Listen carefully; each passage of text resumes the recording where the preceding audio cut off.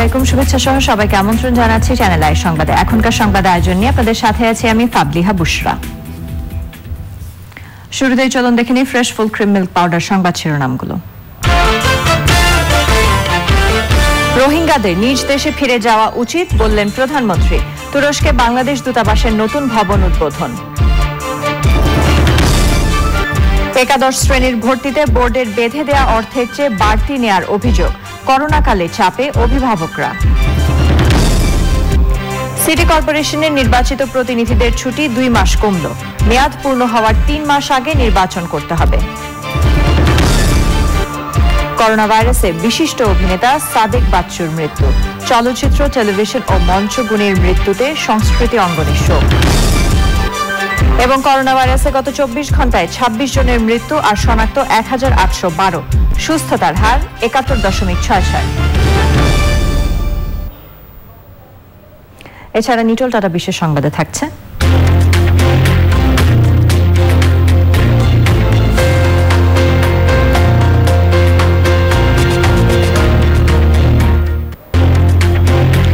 চলচ্চিত্র নোনা জলের কাব্য ও ট্রানজিট বুশাল ফিল্ম ফেস্টিভ্যালে মনোনীত হওয়ার খবর। ঘরের চালের স্থায়ী সমাধান আনোয়ার সিমেন্ট শীট, সব সিজনেই ফিট। সংবাদ শিরোনামগুলো জানাচ্ছিলাম। এখনকার সংবাদ আয়োজন একই সঙ্গে চ্যানেল আই অনলাইনের লাইভ টিভি এবং চ্যানেল আই অনলাইনের ভেরিফাইড ফেসবুক পেজেও সরাসরি প্রচারিত হচ্ছে। প্রধানমন্ত্রী শেখ হাসিনা বলেছেন, রোহিঙ্গাদের নিজ দেশে ফেরত পাঠানোর প্রক্রিয়ায় তুরস্ককে বরাবরের মতো পাশে পাবে বাংলাদেশ। তুরস্কের আঙ্কারায় নবনির্মিত বাংলাদেশ দূতাবাসের ভবন উদ্বোধন করে প্রধানমন্ত্রী বলেন, 3 বছর হতে চলল রোহিঙ্গারা বাংলাদেশের আশ্রয়ে, এখন তাদের ফেরত যাওয়া উচিত। তুরস্কের সঙ্গে 50 বছরের কূটনৈতিক সম্পর্ককে মাইল ফলক উল্লেখ করার পাশাপাশি রোহিঙ্গা সংকটে তুরস্কের সহযোগিতার কথা স্মরণ করেছেন প্রধানমন্ত্রী। পান্থ রহমানের রিপোর্ট। তুরস্কের রাজধানী আঙ্কারায় নির্মিত হয়েছে বাংলাদেশ দূতাবাসের নিজস্ব ভবন। জাতির পিতা বঙ্গবন্ধু শেখ মুজিবুর রহমানের মুরাল আর মহান মুক্তিযুদ্ধে শহীদদের সম্মানে স্থাপিত স্মৃতিসৌধ সেই ভবনের সৌন্দর্য বাড়িয়েছে।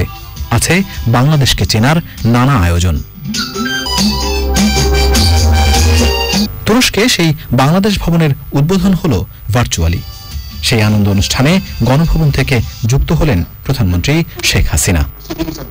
ভবন উদ্বোধনের আনুষ্ঠানিকতায় প্রধানমন্ত্রী শেখ হাসিনা বন্ধু রাষ্ট্র তুরস্ক এবং দেশটির জনগণের প্রতি কৃতজ্ঞতা প্রকাশ করে প্রেসিডেন্ট ও ফার্স্ট লেডিকে বাংলাদেশ সফরের আমন্ত্রণ জানান। The relations between our two countries are deeply rooted in shared history, faith and traditions based on mutual trust and confidence.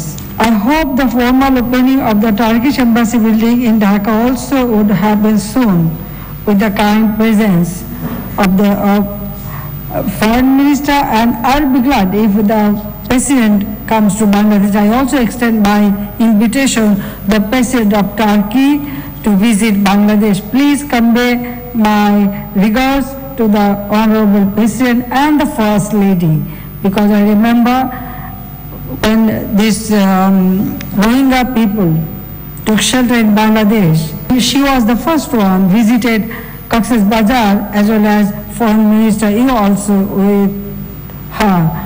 So I extend my invitation to both of them. লেবাননে ক্ষতিগ্রস্ত বাংলাদেশের জাহাজ মেরামতে সহায়তা করায় তুরস্কের প্রতি কৃতজ্ঞতা জানান সরকার প্রধান। Recently, one of the Navy ship, because in Lebanon, it was damaged, and I thanks to Turkish government and all of you that you have taken trouble to look into it, and now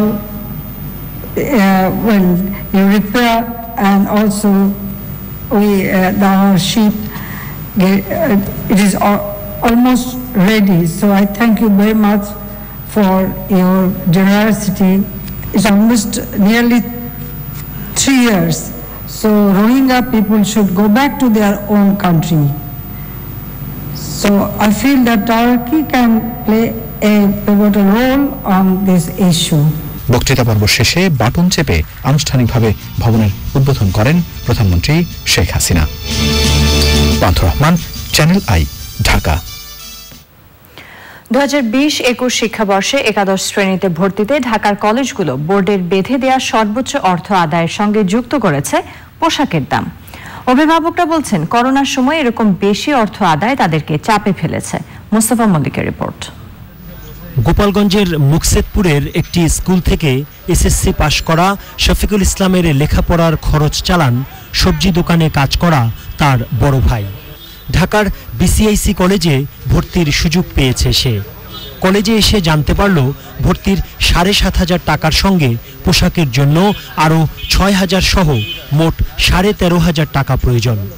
এখন অন্য কলেজে ভর্তি হওয়ার কথা ভাবতে হচ্ছে তাকে। তো খরচটা যতটুকু আমি জানি তার চেয়ে ডাবল হয়ে যায়। চিন্তা ভাবনা করছি যে কম খরচের ভিতরে মোটামুটি একটা কলেজের ভিতরে যাতে আমি পড়তে পারি। এরকম সমস্যায় পড়া শফিকুল একা না, অনেক কলেজেই একাদশ শ্রেণীতে বাড়তি অর্থ গুনতে হচ্ছে অভিভাবকদের।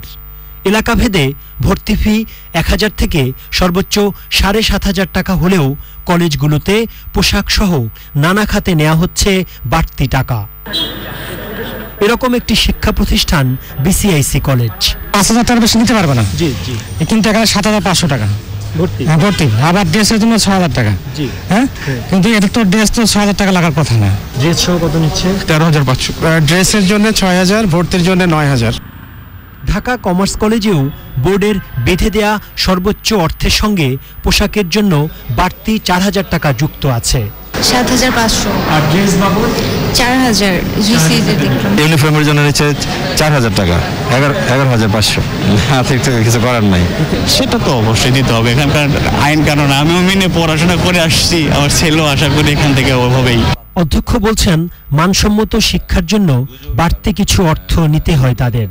স্পেশালাইজড একটা কলেজ হিসেবে আমাদের যে ব্যতিক্রমী কিছু কার্যক্রম আছে, যে কাজগুলো করার জন্য যে যতটুকু ব্যয় আমাদের নির্বাহ করতে হয়, সেই পরিমাণটা অর্থ আমরা নিয়ে থাকি। আগামী 17 সেপ্টেম্বর পর্যন্ত চলবে একাদশে ভর্তি কার্যক্রম। প্রতি বছরই কলেজে একাদশ শ্রেণীতে ভর্তি হওয়ার আগে শিক্ষা মন্ত্রণালয় থেকে কড়া হুঁশিয়ারি দেওয়া হয়, কোনোভাবেই নানা অজুহাতে যেন শিক্ষার্থীদের কাছ থেকে অতিরিক্ত অর্থ আদায় করা না হয়। তবে অভিভাবক এবং শিক্ষার্থীরা বলছেন, শিক্ষা মন্ত্রণালয়ের এই কড়া হুঁশিয়ারি কে শুনছে? বারবারই ঘটছে নিয়ম লঙ্ঘনের ঘটনা। ঢাকার মিরপুরের কমার্স কলেজ থেকে Mostafa Mallik, Channel I. City কর্পোরেশনে নির্বাচিত প্রতিনিধিদের ছুটি বছরে 3 মাসের বদলে 1 মাসের বিধান রেখে স্থানীয় সরকার সংশোধন আইন 2020-এর খসড়ার অনুমোদন দিয়েছে মন্ত্রিসভা। মন্ত্রিপরিষদ সচিব খন্দকার আনোয়ারুল ইসলাম জানিয়েছেন, আইন অনুযায়ী শপথ নেয়ার 15 কার্যদিবসের মধ্যে জনপ্রতিনিধিদের দায়িত্ব গ্রহণ করতে হবে। মোরসালিন বাবলার রিপোর্ট। প্রধানমন্ত্রী শেখ হাসিনার সভাপতিত্বে অনুষ্ঠিত মন্ত্রিসভার ভার্চুয়াল মিটিংয়ের শুরুতে স্থানীয় সরকার সংশোধন আইন 2020-এর খসড়ার নীতিগত অনুমোদন দেওয়া হয়। সংশোধিত আইনে সিটি কর্পোরেশনের মেয়াদ পূর্ণ হওয়ার 3 মাস আগে নির্বাচন করতে হবে। পরে সচিবালয়ে স্থানীয় সরকার আইন সংশোধনের খুঁটিনাটি নিয়ে কথা বলেন মন্ত্রিপরিষদ সচিব। আগে 6 মাসের মধ্যে ইলেকশন করতে হবে, তো অনেক ক্ষেত্রে যদি 6 মাস আগে ইলেকশন করতে হয়, আবার অন্যদিকে ছিল ওই যে প্রথম যেই ডেটে তারা মিটিং করবে তার থেকে 5 বছর পর্যন্ত তাদের টাইম মানে এই থাকবে, সময় থাকবে।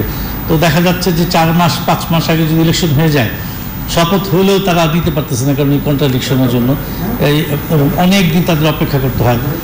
নির্বাচন তো বটেই, ইভেন শপথ নেওয়ার পরেও তাদেরকে অপেক্ষা করতে হচ্ছে। তো সেই জন্য এটা একটু চেঞ্জ করে নিয়ে আসা হচ্ছে যে না, 3 মাসের মধ্যে ইলেকশন শেষ করতে হবে এবং যেই দিন শপথ হবে তার 15 কার্য দিবসের মধ্যে হ্যান্ডওভার হয়ে যাবে আর কি। মন্ত্রিসভার বৈঠকে বাংলাদেশ বিমান কর্পোরেশন রহিতকরণ আইন 2020-এর খসড়া এবং ড্রোন নিবন্ধন ও উড্ডয়ন নীতিমালা 2020-এর খসড়ার অনুমোদন দেওয়া হয়। ড্রোনের বিষয়ে আজকে একটা নীতিমালা নিয়ে আসা হয়েছে, এটা বেশ কিছুদিন ধরেই আলোচনার মধ্যে ছিল। 3টা শ্রেণী করে দেওয়া হয়েছে। ক শ্রেণী সাধারণত বিনোদনের জন্য, যেটা আপনার এই যারা ছেলেপেলেরা যে খেলনা হিসেবে যেটাকে ইউজ করবে, এটার ওজন অবশ্যই 5 কেজির নিচে হতে হবে। তো 2টার জন্য পারমিশন লাগবে না, একটা হলো টয়ের জন্য আর একটা হলো সামরিক বা রাষ্ট্রীয় প্রয়োজনের কোনো যদি ড্রোন ব্যবহার। প্রতি বছর 8ই আগস্ট বঙ্গমাতা বেগম ফজিলাতুন্নেছা মুজিবের জন্মবার্ষিকী উদযাপন এবং দিবসটি ক ক্রমিকে অন্তর্ভুক্তকরণের প্রস্তাব অনুমোদন দেয় মন্ত্রিসভা। মন্ত্রিপরিষদ সচিব সাংবাদিকদের প্রশ্নের জবাবে জানান, শিক্ষা প্রতিষ্ঠানগুলো খুলে দেওয়ার সিদ্ধান্ত নেবে সংশ্লিষ্ট মন্ত্রণালয়। মোরসালিম বাবলা, চ্যানেল আই, ঢাকা। অবসরপ্রাপ্ত মেজর সিনহা মোহাম্মদ রাশেদ খান হত্যায় জড়িত থাকার অভিযোগে রুবেল শর্মা নামে আরও এক আসামিকে গ্রেফতার করেছে র্যাব। আসামি রুবেল টেকনাফ থানার পুলিশ কনস্টেবল। তাকে জিজ্ঞাসাবাদ শেষে কক্সবাজার সিনিয়র জুডিশিয়াল ম্যাজিস্ট্রেট আদালতে নেওয়া হয়। সেখান থেকে তাকে কারাগারে পাঠানো হয়েছে। র্যাবের কক্সবাজার ব্যাটালিয়নের উপ অধিনায়ক মেজর মেহেদী হাসান জানিয়েছেন, সিনহা হত্যা মামলায় আগে গ্রেফতার হওয়া অন্য আসামিদের রিমান্ডে জিজ্ঞাসাবাদ করার সময় কনস্টেবল রুবেল শর্মার নাম আসে। এ কারণে রবিবার রাতে র্যাবের একটি দল তাকে জিজ্ঞাসাবাদের জন্য র্যাব কার্যালয়ে নিয়ে যায় এবং পরে গ্রেফতার দেখায়।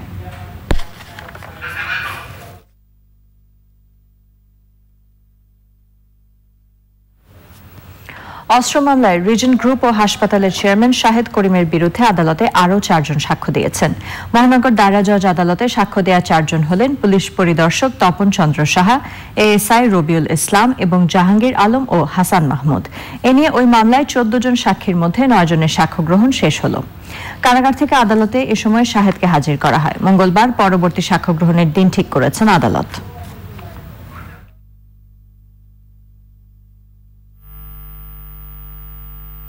আমরা আশাবাদী যে এই মাসের মধ্যে সবকিছু ঠিকঠাক থাকে, তাহলে এই মাসেই হয়তো রায় হয়ে যাওয়ার সম্ভাবনা আছে। যদি আদালত যদি আমাদের আসামিকে খালাস না দিয়ে যে কোনো প্রকার সাজা দেন, তাহলে আমরা উচ্চ আদালতে যে ন্যায় বিচার পাবো বলে আমরা বিশ্বাস করি। করোনা ভাইরাসে আক্রান্ত হয়ে মৃত্যুবরণ করলেন বিশিষ্ট অভিনেতা সাদেক বাচ্চু। ইন্না লিল্লাহি ওয়া ইন্না ইলাইহি রাজিউন। রাজধানীর একটি হাসপাতালে চিকিৎসাধীন অবস্থায় শেষ নিঃশ্বাস ত্যাগ করেন তিনি। তার বয়স হয়েছিল 65 বছর। চলচ্চিত্র, টেলিভিশন ও মঞ্চের এই গুণী অভিনেতার মৃত্যুতে দেশের সংস্কৃতি অঙ্গনে শোক নেমে এসেছে। তার বর্ণাঢ্য জীবনের কথা জানাচ্ছেন সুলতানা হিমু। 5 দশকের দীর্ঘ অভিনয় জীবনে মঞ্চ, বেতার, টেলিভিশন, সিনেমা সব ক্ষেত্রে দাপুটে বিচরণ ছিল সাদেক বাচ্চুর। লাগাতার লাগাইছি, ওই কাম না করণ পর্যন্ত স্ট্রাইক চলবো। 1955 সালে জন্ম নেওয়া সাদেক বাচ্চুর অভিনয় জীবনের শুরু 1963 সালে রেডিওতে। তার প্রথম থিয়েটার সংগঠন গণনাট্য পরিষদ। 1978 সালে প্রথম টেলিভিশন নাটকে অভিনয় করেন তিনি। আল্লাহর কসম। সিনেমায় প্রথম কাজ করেন রামের সুমতিতে। তবে 90 দশকের চাঁদনি সিনেমায় অভিনয়ের পর জনপ্রিয়তা পান খলনায়ক হিসেবে।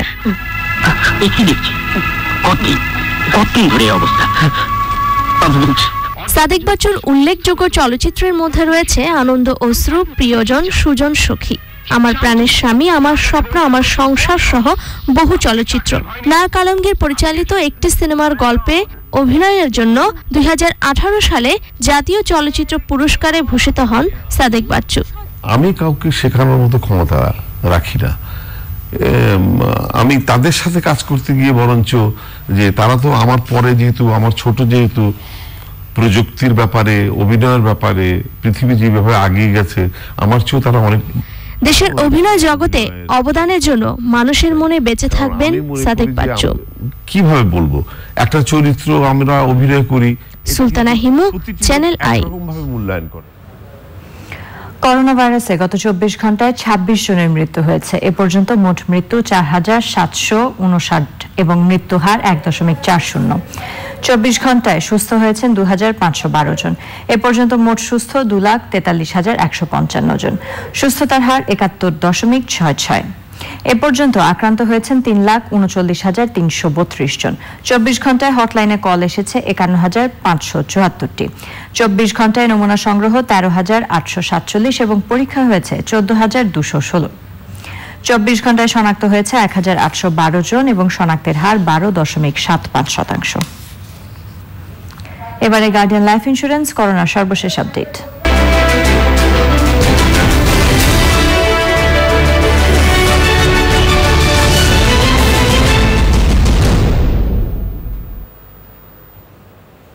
বিশ্বে একদিনে সর্বোচ্চ 3,07,000-এর বেশি করোনা ভাইরাসে আক্রান্ত হওয়ার নতুন রেকর্ড হয়েছে বলে জানিয়েছে বিশ্ব স্বাস্থ্য সংস্থা। করোনা সংক্রমণ রোধে তরুণ জনগোষ্ঠীকে স্বাস্থ্যবিধি মানতে আবারও আহ্বান জানিয়েছে সংস্থাটি। উহানের ল্যাব থেকে করোনা ভাইরাস ছড়িয়ে পড়েছে বলে দাবি করেছেন এক চীনা ভাইরোলজিস্ট। বিশ্বজুড়ে করোনা পরিস্থিতি নিয়ে সাবরিনা হাসানের রিপোর্ট। এক মাস আগে কিছুটা কমলেও বিশ্বজুড়ে আবারও করোনা ভাইরাসের সংক্রমণ বেড়েছে। প্রাদুর্ভাবের পর প্রথমবার একদিনেই সর্বোচ্চ আক্রান্ত শনাক্তের রেকর্ড হয়েছে। মৃত্যুহার সামান্য কমলেও 6টি মহাদেশেই সংক্রমণের হার ঊর্ধ্বমুখী। টানা কয়েকদিন ধরেই ভারতে 90,000-এর বেশি আক্রান্ত শনাক্ত হচ্ছে। সোমবার আরও 92,000 মানুষ কোভিড-19-এ আক্রান্ত হয়েছে। করোনা ভাইরাস প্রতিরোধে তরুণ জনগোষ্ঠীকে সামাজিক দূরত্ব বজায় রাখতে, স্বাস্থ্যবিধি মেনে চলতে এবং অসুস্থ বোধ করলে ঘরে থাকতে বলেছেন বিশ্ব স্বাস্থ্য সংস্থার প্রধান টেড্রোস অ্যাডানম গেব্রিয়াসুস। সংক্রমণ বাড়তে থাকায় ইসরায়েলে দ্বিতীয় দফায় 3 সপ্তাহের লকডাউন আরোপ করা হয়েছে। এর প্রতিবাদে দেশটির আবাসন মন্ত্রী পদত্যাগ করেছেন। অস্ট্রেলিয়ার মেলবোর্নে লকডাউন বিরোধী বিক্ষোভ থেকে 74 আন্দোলনকারীকে আটক করা হয়েছে। সংক্রমণ কমায় 21শে সেপ্টেম্বর থেকে সব বিধিনিষেধ তুলে নিচ্ছে নিউজিল্যান্ড। অকল্যান্ডের ব্যাপারে আগামী সপ্তাহে সিদ্ধান্ত নেওয়া হবে বলে জানিয়েছেন প্রধানমন্ত্রী জেসিন্ডা আর্ডার্ন। করোনা ভাইরাস ছড়িয়ে পড়ার পেছনে চীনকে দায়ী করে মার্কিন প্রশাসনের সেই দাবিকে আরও জোরালো করেছেন উহানের ল্যাবের ভাইরোলজিস্ট লি মেং ইয়ান। যুক্তরাষ্ট্রের টেলিভিশনের টক শোতে তিনি জানান, বছরের শুরুতেই চীন তাকে হত্যা করতে চেয়েছিল। তিনি যুক্তরাষ্ট্রে আশ্রয় নিয়েছেন। শিগগিরই তার দাবির পেছনে যুক্তি প্রমাণ হাজির করার ঘোষণা দিয়েছেন তিনি। Sabrina Hasan, channel I. সাংবাদিক পর্যায়ে সময় হয়ে গেল অশোক লেল্যান্ড ইফাত অটোস বিরতির পর জানিয়ে ফিরব। জাপানের নতুন প্রধানমন্ত্রী হতে যাচ্ছেন ইয়োশিহিদে সুগা। শিনজো আবের স্থলাভিষিক্ত হচ্ছেন এলডিপি প্রধান। বিরতির পর আবারও আমন্ত্রণ চ্যানেল আই সংবাদে। ছোট পর্দার বর্ষিয়ান অভিনেতা মহিউদ্দিন বাহার মৃত্যুবরণ করেছেন। ইন্না লিল্লাহি ওয়া ইন্না ইলাইহি রাজিউন। দীর্ঘদিন থেকেই তিনি হার্ট ও কিডনি সহ নানা শারীরিক সমস্যায় ভুগছিলেন। সোমবার ভোরের দিকে তার শারীরিক অবস্থার অবনতি ঘটলে তাকে দয়াগঞ্জের বাসা থেকে ইব্রাহিম ডায়াবেটিক হাসপাতালে নেওয়া হলে চিকিৎসকরা তাকে মৃত ঘোষণা করেন। মৃত্যুকালে তার বয়স হয়েছিল 73 বছর। মহিউদ্দিন বাহার স্কুল জীবন থেকেই বিভিন্ন নাট্য সম্প্রদায়ের সঙ্গে যোগ দেন। 1977 সালে বাংলাদেশ টেলিভিশনে টিভি নাটকে পদার্পণ করেন। নিয়মিত কাজ করে বেশ জনপ্রিয় হয়ে ওঠেন তিনি। তবে সর্বাধিক জনপ্রিয়তা পেয়েছিলেন দর্শক নন্দিত ম্যাগাজিন ইত্যাদিতে অভিনয় করে। রাজধানীর স্বনামখ্যাত ডিএমএফআর মলিকুলার ল্যাবের সাথে ইউনাইটেড কমার্শিয়াল ব্যাংক ইউসিবি চুক্তি করেছে। এর আওতায় ব্যাংকের সকল কর্মী, তাদের পরিবার এবং ইউসিবির ডেবিট ও ক্রেডিট কার্ডধারী গ্রাহকরা 25% ছাড়ে স্বাস্থ্য পরীক্ষা সহ সর্বাধুনিক বিভিন্ন সুবিধা পাবেন। রাজধানীতে ইউসিবির প্রধান কার্যালয়ে ডিএমএফআর মলিকুলার ল্যাবের ব্যবস্থাপনা পরিচালক মোহাম্মদ ফাইজুর রহমান এবং ইউসিবির ব্যবস্থাপনা পরিচালক মোহাম্মদ শওকত জামিল চুক্তি সই করেন। এই চুক্তির আওতায় কোভিড ও নন কোভিড বিভিন্ন ডায়াগনোসিস পরীক্ষা ছাড়াও ডিএমএফআর এর লাইফস্টাইলের জন্য প্রসিদ্ধ সেবা প্রদানকারী প্রতিষ্ঠান ইউরোপিয়ান ওয়েলনেস ভিলা মেডিকাতে 25% ছাড় পাবেন। এমন একটা সময় যে মানুষের এই সময় একটা নতুন আমরা এই হিসাবে সাথে গেছিলাম, সেই ধারাবাহিকতায় কিন্তু আজকে আমরা করোনার কালে আসলে সবাই কি করতে পারছে না, আমাদের যত যে ধরনের সাপোর্ট এবং আমরা যেটা বলি যে আপনারা এখন হেলথ চেক আপের জন্য মানুষ দেশের বাইরে যেতে পারছে না, দিতে পারছে না, আমরা কিন্তু সেই সাপোর্ট আপনাদের কাছে। তো আজ So before we go for evidence, formal evidence, আমরা কিন্তু কাজ শুরু করছি। বাস্তবতার সাথে সম্পর্ক আমাদের দীর্ঘদিনের। একটা আগে বলতেছিল যে 90 থেকে 2020 বিরাট সময় ধরে আমরা একসাথে কাজ করছি।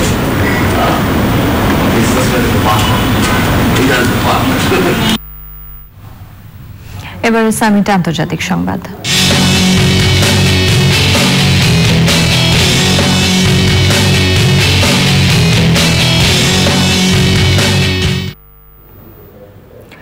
দলের নেতৃত্ব জিতে জাপানের প্রধানমন্ত্রী হওয়ার পথে এগিয়ে রয়েছেন দেশটির মন্ত্রিপরিষদ সচিব ইয়োশিহিদে সুগা। ক্ষমতাসীন লিবারেল ডেমোক্রেটিক পার্টি এলডিপির প্রধান নির্বাচিত হয়েছেন তিনি।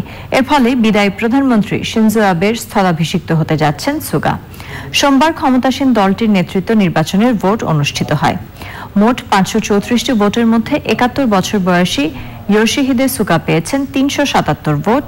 তার নিকটতম প্রতিদ্বন্দ্বী সাবেক পররাষ্ট্রমন্ত্রী ফুমিও কিশিদা পেয়েছেন 89 ভোট, আর অপর প্রতিদ্বন্দ্বী সাবেক প্রতিরক্ষা মন্ত্রী শিগেরু ইশিবা পেয়েছেন 68 ভোট। বুধবার পার্লামেন্টে আরেকটি ভোটে জাপানের প্রধানমন্ত্রী বেছে নেওয়া হবে। পার্লামেন্টে এলডিপির সংখ্যাগরিষ্ঠতা থাকায় তাদের নতুন নেতাই নিশ্চিতভাবে জাপানের পরবর্তী প্রধানমন্ত্রী হচ্ছেন। প্রধানমন্ত্রীত্বের পাশাপাশি সুগা এলডিপির নেতৃত্বও দিবেন। নতুন প্রধানমন্ত্রী হিসেবে সুগা শিনজো আবের রেখে যাওয়া প্রধানমন্ত্রীত্বের 2021 সালের সেপ্টেম্বর পর্যন্ত মেয়াদ পূরণ করবেন। এবারে নিটোল টাটা বিশেষ সংবাদ।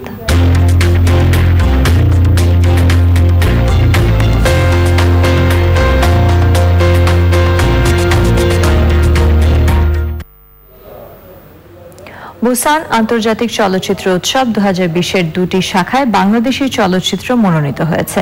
উৎসবের চলচ্চিত্র তথা উইন্ডো অন এশিয়ান সিনেমা শাখায় মনোনীত হয়েছে রেজওয়ান শাহরিয়ার সুমিতের নোনা জলের কাব্য চলচ্চিত্রটি, আর স্বল্প দৈর্ঘ্য চলচ্চিত্র এশিয়ান শর্ট ফিল্ম কম্পিটিশন শাখায় মনোনীত হয়েছে আরিক আনাম খানের ট্রানজিট। বাংলার ম্যানগ্রোভ বন ও তার তীরবর্তী জীবনযাপনের কাহিনী নিয়ে নির্মিত হয়েছে নোনা জলের কাব্য। এর আগে 64তম BFI লন্ডন ফিল্ম ফেস্টিভ্যালের প্রাথমিক তালিকায় মনোনয়ন পেয়েছে চলচ্চিত্রটি। আর ঢাকার একজন হকারের প্রতিদিনের সংগ্রাম, টিকে থাকার লড়াই, উন্নত জীবনের জন্য ইটালি যাওয়ার স্বপ্ন ও নানান টানাপোড়েন নিয়ে নির্মিত হয়েছে ট্রানজিট নামের স্বল্পদৈর্ঘ্য চলচ্চিত্রটি। এশিয়ার বৃহত্তম চলচ্চিত্র উৎসব বুসান ফিল্ম ফেস্টিভ্যাল অনুষ্ঠিত হবে 21 থেকে 30 অক্টোবর। এই চলচ্চিত্র উৎসব থেকে অস্কার ও বাফটা পুরস্কারের জন্য স্বল্পদৈর্ঘ্য চলচ্চিত্র নির্বাচন করা হয়। এবারে রয়েছে কৃষি সংবাদ।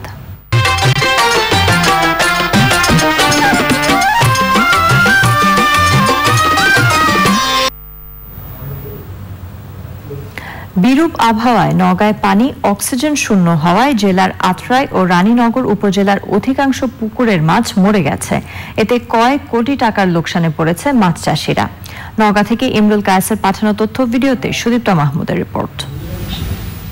1 সেপ্টেম্বর রাত থেকে আকাশ লাগাতার মেঘাচ্ছন্ন ও প্রকৃতিতে কোনো বাতাস না থাকার কারণে পানি অক্সিজেন শূন্য হয়ে পড়ে।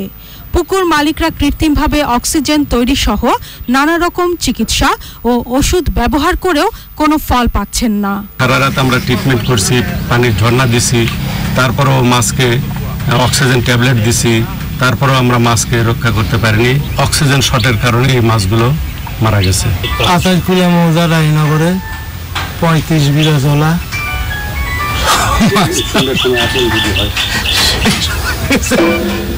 মাছ চাষিরা জানান, অক্সিজেন কমতে শুরু করলে প্রথমে ঝাঁকে ঝাঁকে মাছ পানির তলা থেকে পুকুরের ধারে এসে জমা হতে থাকে। ধীরে ধীরে মাছ মরতে শুরু করে। অনেক চেষ্টা করেও মাছ রক্ষা সম্ভব হচ্ছে না। দুটা পুকুরে মাছই হঠাৎ অ্যাক্সিডেন্টে সব মারা গেল। এই মাছের দাম মোটামুটি 20-25 লাখ টাকা। পানিতে ভাসমান ছাড়াও মৃত মাছগুলো পুকুর পাড় বা যেখানে ফাঁকা জায়গা রয়েছে সেখানেই স্তূপাকারে রাখা হচ্ছে। এসব পচা মাছের দুর্গন্ধে অতিষ্ঠ এলাকার জনজীবন। মাছের মারা যাওয়ার কারণে এতটা দুর্গন্ধ, আমরা এই এলাকায় থাকতে পারতেছি না। প্রাকৃতিকভাবে মাছের এমন মরক এর আগে হয়নি উল্লেখ করে ক্ষতিগ্রস্ত পুকুর মালিকদের তালিকা তৈরি এবং ক্ষতিপূরণের কথা জানায় মৎস্য বিভাগ। সরকার ইতিমধ্যে আমাদের অধিদপ্তরের মাধ্যমে এই ক্ষতির পরিমাণটা নিরূপণ করার জন্য নির্দেশনা প্রদান করেছেন। ক্ষতির পরিমাণটা নিরূপণ করে আমরা কর্তৃপক্ষকে জানিয়ে দিব। Sudipta Mahmud, channel I. এখন দেখবেন প্রকৃতি সংবাদ।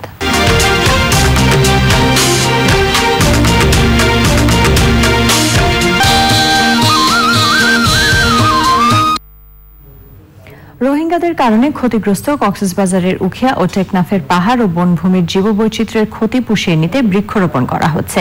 এবার 3 লাখ গাছের চারা লাগানোর লক্ষ্য নেওয়া হয়েছে। Energy and environment technical working গ্রুপের তত্ত্বাবধানে শরণার্থী ত্রাণ ও প্রত্যাবাসন কমিশনের সহযোগিতায় 11টি সংস্থা বনায়নে কাজ করছে। নুরুল আলমের ভিডিওতে সরওয়ার আজম মানিকের রিপোর্ট। 3 বছরের বেশি সময় ধরে মিয়ানমার থেকে প্রাণ বাঁচাতে বাংলাদেশে আশ্রয় নিয়েছে 11 লাখ রোহিঙ্গা। মানবিক কারণে তাদের আশ্রয় দিতে কক্সবাজারের উখিয়া ও টেকনাফের 6500 একর পাহাড় কেটে বনভূমি ও এর জীববৈচিত্র্য ধ্বংস হয়েছে। 34টি ক্যাম্পে বিপুল রোহিঙ্গার বসতি। নিষ্কাশন ও রান্নার জ্বালানিতে বনের কাঠ পোড়ানোর ফলে ভয়াবহ বিপর্যয়ের মুখে এখানকার পরিবেশ। ভূপ্রকৃতিগত ব্যাপক পরিবর্তন রোধে ক্যাম্পগুলোতে বনায়ন শুরু হয়েছে। এখানে গভীর জঙ্গল ছিল, বড় বড় গাছ ছিল, হাজার হাজার রকমের পাখি ছিল, প্রাণী ছিল, এমনকি হাতিও ছিল। তো রোহিঙ্গারা আসার সাথে সাথে সেগুলা তারা জ্বালানি কাঠ এবং শেড বানানোর জন্য পুরোপুরি কেটে ফেলে। জঙ্গল কেটে যে একেবারে মরুভূমির মতো ব্যারেন ল্যান্ড করা হয়েছিল, এটা তো পরিবেশের জন্য অত্যন্ত হুমকি স্বরূপ। সুতরাং এইটাকে আমাদের আবার ফিরিয়ে আনতে হবে। বিগত বছরে আমাদের বর্ষা মৌসুমে আমাদের টার্গেট ছিল 7 লাখ গাছের চারা রোপণ করা। এবছরে আমাদের পরিকল্পনা হচ্ছে 3 লক্ষ গাছের চারা রোপণ করা। 34টি ক্যাম্পে আমরা কভার করব। গত 2 বছরে নানা প্রজাতির 7 লাখ গাছের চারা রোপণ করা হয়েছে। এসব গাছ রক্ষণাবেক্ষণ করবেন রোহিঙ্গা জনগোষ্ঠী।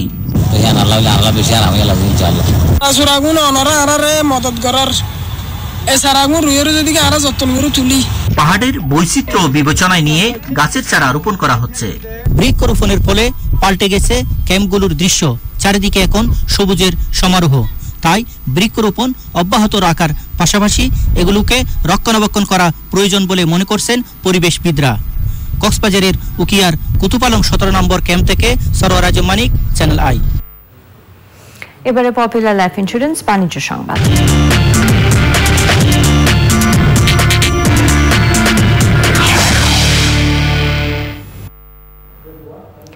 কয়লা ভিত্তিক বিদ্যুৎ প্রকল্প থেকে সরে আসার সরকারি পর্যালোচনাকে স্বাগত জানিয়েছে বেসরকারি গবেষণা সংস্থা সেন্টার ফর পলিসি ডায়ালগ।